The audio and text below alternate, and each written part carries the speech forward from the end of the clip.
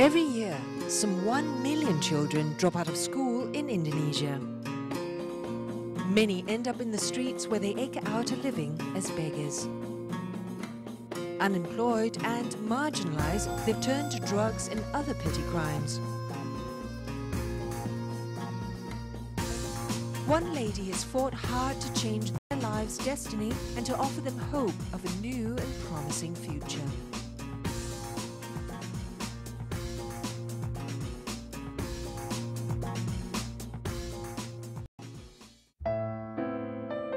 Jakarta, a city of contrast. It's a place where the rich and poor stand side by side in this bustling metropolis. For many of these kids, the street has become their home, their refuge, and their source of survival. It's here that they earn their living working as beggars, earning as little as $1 a day. Most of those children who drop out of school and ends up in the street and basically don't do anything in between their, active hours, they become involved in drug trafficking. Extreme poverty has forced many impoverished parents to send their children out onto the streets to beg or look for work. To break this cycle of poverty and help the street kids secure a better future, 38-year-old Veronica Colondam has set up Loving the Nation's Children Foundation, or YCAB, in 1998. Through these learning centers called Rumah Belajar, Veronica has managed to attract thousands of underprivileged children from the streets back to school. With a token fee of just $1 a month, these school dropouts are able to complete their education and learn some basic skills needed to succeed in the job market. Most of our graduates go work in the salon already. And we have hospitality skills, and we supply to the restaurants, the group of restaurants that we work with. Some of them graduating from our program, they have gone and work in Four Seasons and all the five-star hotel. And we're happy for them because usually they would just do nothing, have no future, hopeless, helpless. With this, they start their education, and jobs is where we want them to end up, having. But getting the kids back to school is never easy, as they're often confronted with a strong resistance from street thugs and even parents themselves, who balk at the prospect of losing their income once the children go back to school.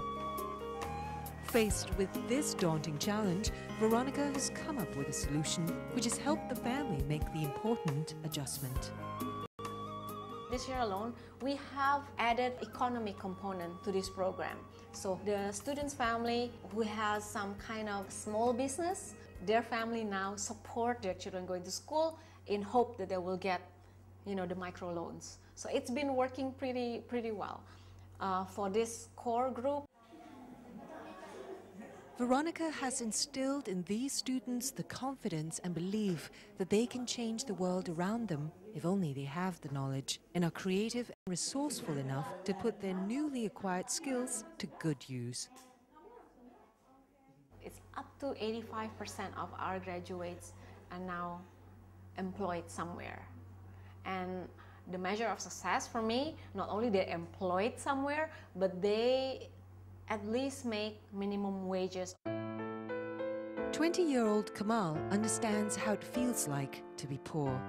He had to quit school at the age of 16 because of it and had to resort to selling newspapers on the streets of Jakarta in order to survive. For a moment, his dream of becoming a banker had vanished prematurely.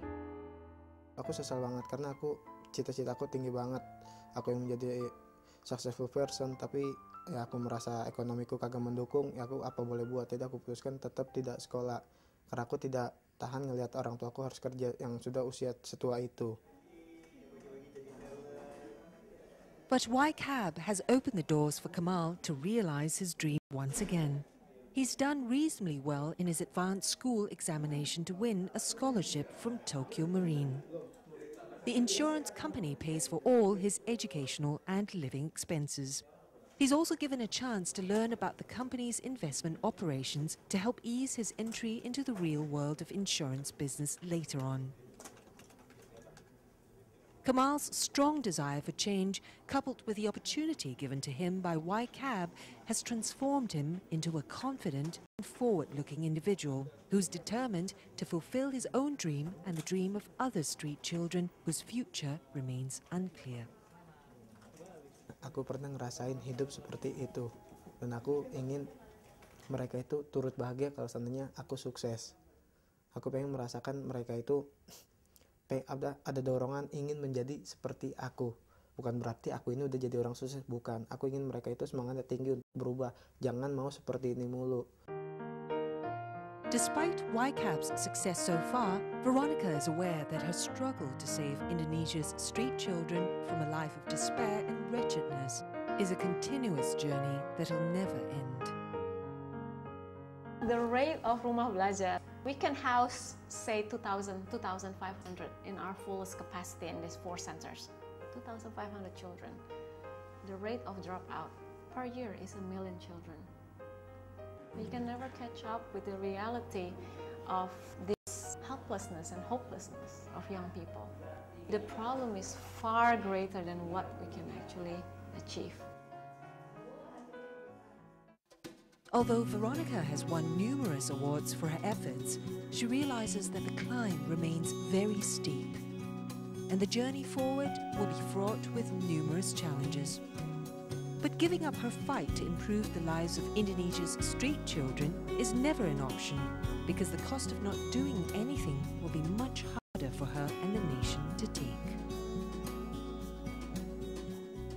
I'm comforted by the words of Michelle Obama. You know, as a social worker, we feel that we're not changing anything. It's like a drop.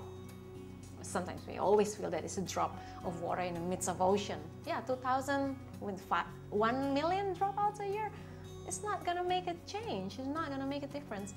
But remember that you probably will not change the world. Definitely, you will change the world of someone.